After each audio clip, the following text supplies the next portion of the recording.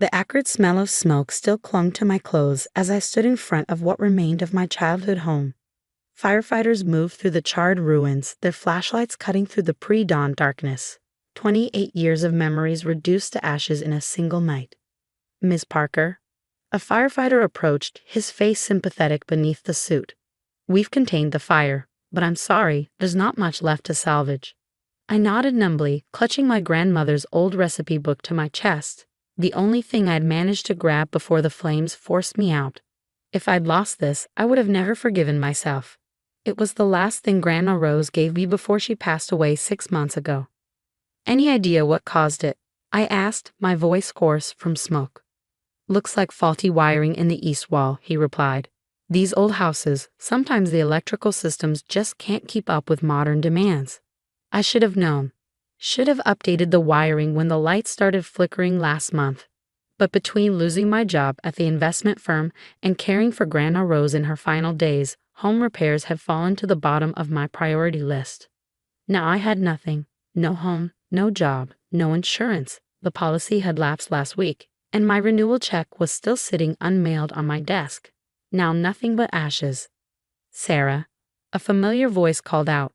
My cousin Olivia was rushing across the lawn, her designer heels completely inappropriate for the debris-strewn yard. Behind her, my other cousin Marcus followed at a more measured pace. Oh my God, are you okay? We came as soon as we heard. Olivia wrapped me in a perfume-scented hug while Marcus stood back, surveying the damage with calculating eyes. They were my only living relatives since Grandma Rose died, but we'd never been close. They lived in the city, pursuing high-powered careers and socialite lifestyles, while I stayed in our small town, working and caring for Grandma. I'm fine, I assured Olivia, stepping back from her embrace. Just overwhelmed. You can't stay here, she declared, gesturing at the ruins. You'll come stay with me. My guest room is practically a hotel suite. Before I could respond, Marcus spoke up. What were you able to save? Just this. I held up Grandma's recipe book. Everything else. Grandma's recipes. Olivia's perfectly manicured hand reached for the book. I always meant to ask her for those. Remember her apple pie? No one could replicate it. I pulled the book closer to my chest, not ready to share this last piece of Grandma. It's more than recipes, it's her notes, her memories. She gave it to me the week before she died. Something flickered in Marcus's eyes. Did she? Interesting that she'd give you her prized possession when she was barely lucid at the end. I felt my spine stiffen. She knew exactly what she was doing. She made me promise to keep it safe. Of course she did, Olivia soothed, shooting Marcus a warning look. Come on, let's get you somewhere comfortable. You can go through the book later, maybe find something to bake that'll cheer you up. I let them lead me away from the smoldering ruins, too exhausted to argue. Olivia's cream-colored Mercedes felt surreal after the chaos and destruction of the night. As we drove through the sleeping town, I clutched the recipe book tighter, drawing comfort from its familiar worn leather cover. Grandma Rose had been more than just a grandmother to me. After my parents died in a car accident when I was 12, she raised me in that old house, filling it with the smell of baking and the sound of her gentle humming. While Olivia and Marcus visited occasionally for holidays, always bringing expensive gifts and stories of their glamorous lives, Grandma and I built something deeper. She taught me not just recipes, but life lessons, wisdom, and love. You know, Marcus's voice cut through my memories from the front seat. Now might be a good time to think about selling the property. Even with the house destroyed, the land itself is valuable. That whole area is being developed. Marcus, Olivia hissed. She just lost everything. This isn't the time. But I knew what Marcus was thinking. He'd been trying to convince Grandma to sell for years, arguing that the neighborhood was changing, that she could live comfortably in a modern apartment instead of that outdated money pit.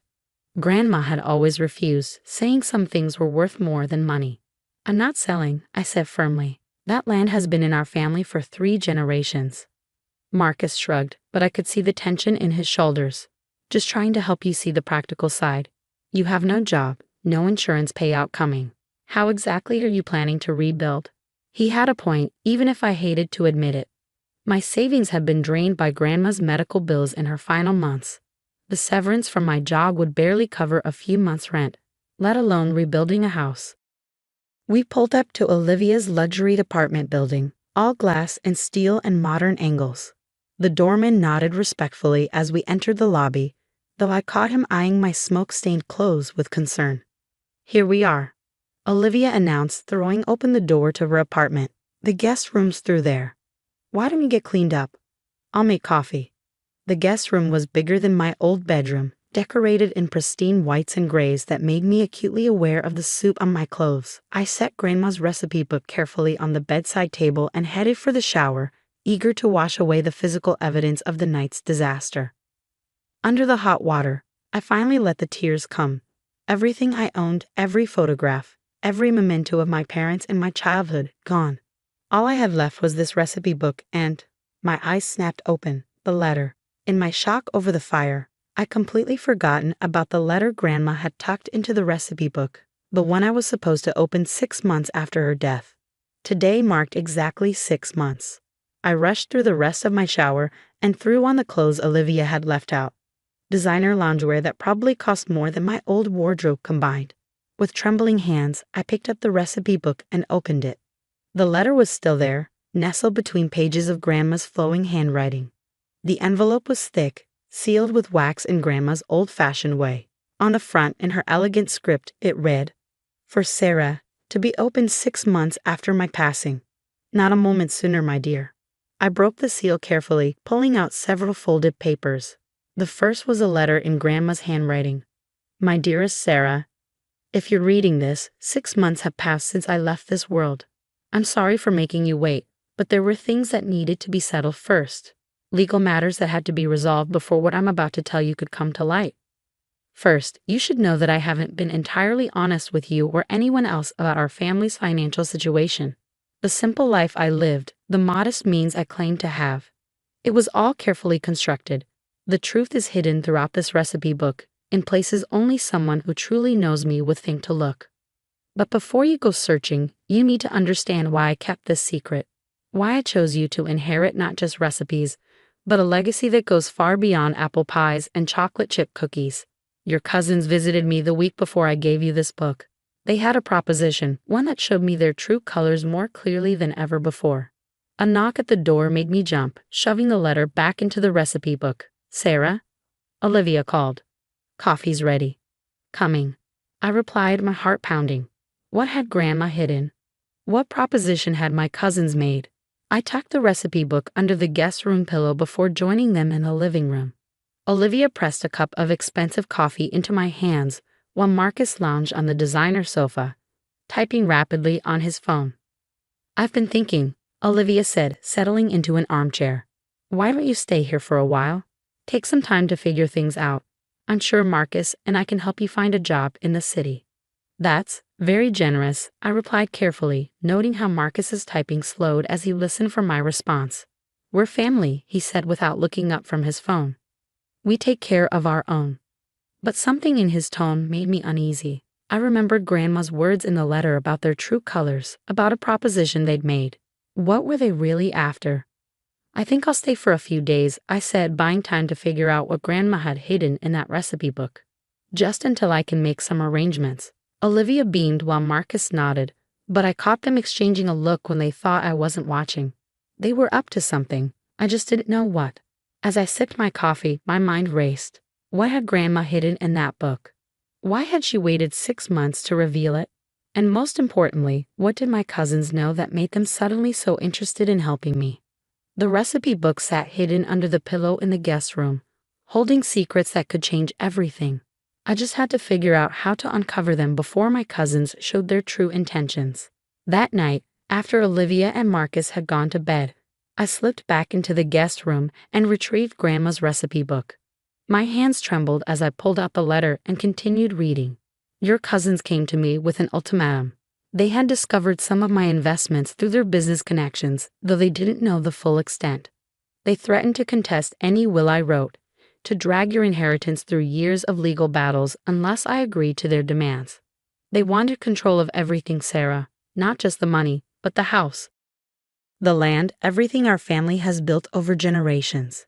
They spoke of development deals and property values, but never once mentioned the memories we made there, the legacy it represents. That's when I knew I had made the right choice in choosing you as my heir. Look carefully at my recipe for apple pie, dear one. Remember how I always said the secret was in the measurements? I quickly flipped to the apple pie recipe, one I'd seen hundreds of times but never truly understood. Grandma's measurements had always seemed odd, precise numbers with decimal points for simple ingredients. Now, looking at them through new eyes, I gasped. They weren't measurements at all. They were stock numbers and share quantities. With shaking fingers, I began pulling apart the book's binding. Inside, pressed between layers of aged leather, were stock certificates, dozens of them. Blue-chip companies, tech giants, pharmaceutical corporations, some dating back decades. But more than that, there were deeds, property titles, and documents showing ownership of patents I'd never known existed. As I laid everything out on the bed, the full scope of Grandma's fortune became clear. She hadn't just been saving recipes, she'd been building an empire in secret. The total value of just the stocks alone was over $8.7 million. A soft knock at the door made me freeze. "Sarah," Olivia's voice came through. "Are you still awake?" I quickly gathered everything, stuffing it back into the recipe book. "Just a moment," I called, hiding the book under my pillow and trying to calm my racing heart. When I opened the door, both Olivia and Marcus stood there. The sympathetic smiles from earlier were gone. "We need to talk," Marcus said, pushing past me into the room. "About Grandma Rose's recipe book." "What about it?" I asked, painfully aware of the millions hidden just feet away. "Don't play dumb," Olivia snapped. "We know there's more than recipes in there. Grandma was worth a fortune, and that book is the key to finding it." I stepped back, bumping against the bed. "How would you know that?" Marcus's face hardened. "Because we had her investigated in her final months. We knew she was hiding something.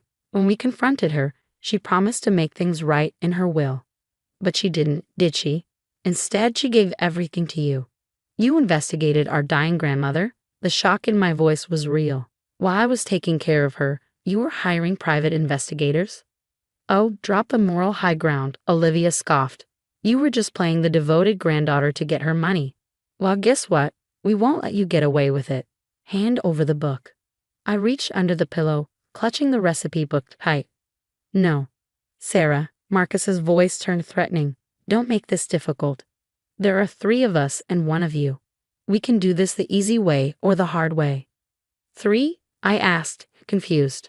The guest room door opened wider, revealing Thomas, Marcus's personal lawyer, standing in the hallway with a briefcase. "Miss Parker," Thomas said smoothly, "I have documents here showing that your grandmother was not of sound mind when she gave you that book. Sign them, hand over the book, and we'll give you a generous settlement." I looked between their faces, Olivia's barely concealed greed, Marcus's cold determination, Thomas's professional detachment. Then I smiled.